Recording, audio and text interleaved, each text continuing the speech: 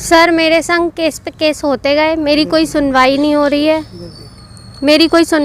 रही है। मैंने थाने में एफआईआर दी, मैंने मुख्यमंत्री हेल्पलाइन पे भी कॉल लगाया, उनको मेरा थाना ही नहीं मिलता। उनको यही नहीं पता कि मीना बाजार की फील्ड कौन सी है।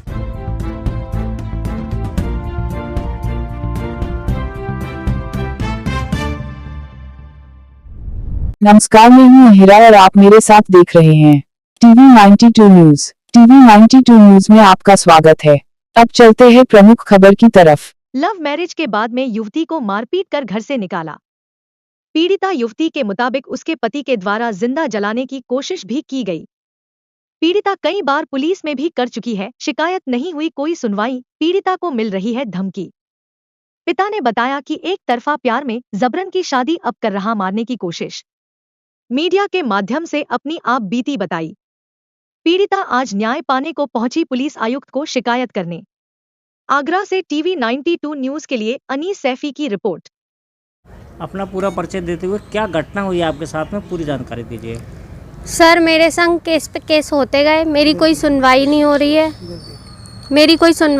रही है। मैंने थाने में एफआईआर दी, मैंने मुख्यमंत्री हेल्पलाइन पे भी कॉल लगाया, उनको मेरा थाना ही नहीं मिलता। उनको यही नहीं पता कि मीना बाजार की फील्ड कौन सी है। जो मैंने एफआईआर डाली, मैंने कहा सर मैं मीना बाजार की फील्ड के पास से बोल रही हूँ, पांडव नगर से बोल रही हूँ। तो उन्होंने बोला अरे ये हमारे क्षेत्र में नहीं आ रहा है, ये हमें मिल नहीं रहा है। मैंने फिर उनसे ये जवाब दिया कि सर इसका मतलब आपको कंप्यूटर चलाना नहीं आता। आप ये बताइए, सीएम खुद मीना बाजार की फील्ड में भाषण देने आते हैं जब उनको वोट चाहिए होता है, तो ये कार्रवाई के लिए उनको मेरी फील्ड नहीं मिल रही थी। आप बताइए किसी ने आपके साथ में घटना की है? मेरे हस्बैंड है, वो आए दिन मुझे धमकी देते हैं, तुझे जला दूंगा, तेरी बहन को जला दूंगा, तेरे से तेरा बच्चा छीन के ले जाऊंगा। मैं बच्चे को पढ़ाने के लिए एक स्कूल में जॉब करती हूँ, जिसमें मुझे सैलरी जो मिलती है उससे मैं अपने बेटे का खर्चा चलाती हूँ। क्या घटना हुई आपके साथ में? मेरे साथ में ये हुआ, 23 तारीख को मेरे घर में पेट्रोल डालकर आग लगा दी गई। अभी भी मेरे पास धमकी आ रही है कि बीच रोड पे स्कूल खुलने दे, तेरा स्कूल पहुंचेगी नहीं उससे पहले तुझे तेरी बहन को जला दिया जाएगा। आपने थाने में शिकायत की है? मैंने थाने में टोटल पे रिपोर्ट डाली तो थाने वालों ने ये लिख दिया ये आपसी विवाद है, इसमें कुछ कार्रवाई नहीं, मतलब ये सारी घटना नहीं दर्शाई गई है। और जबकि मेरे मकान मालिक ने बयान दिए थे कि आग लगी है, मैं किराए पर रहती हूँ। अच्छा ये बताइए, आप व्यक्तिगत रूप से थाना अध्यक्ष से मिले हैं? थाना अध्यक्ष, थाने वाले जो कांस्टेबल थे वो मेरे घर आए थे रिपोर्ट पूरी जांच करने। मैंने उन्हें जला हुआ दरवाज़ा भी दिखाया, तो अभी उन्होंने ये रिपोर्ट बनाई है कि यहाँ पे कोई केस हुआ ही नहीं है जलने का।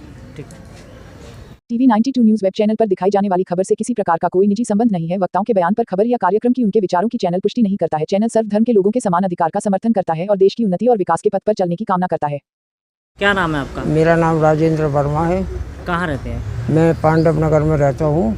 तो क्या परेशानी, क्या समस्या है आप यहाँ? समस्या ये है कि मेरी लड़की को ज़बरदस्ती उठा करके ये ले गया था। एक तरफा इनका प्यार था, ये लड़का प्यार करने लगा था, इसने शादी करने के लिए मना कर दिया था।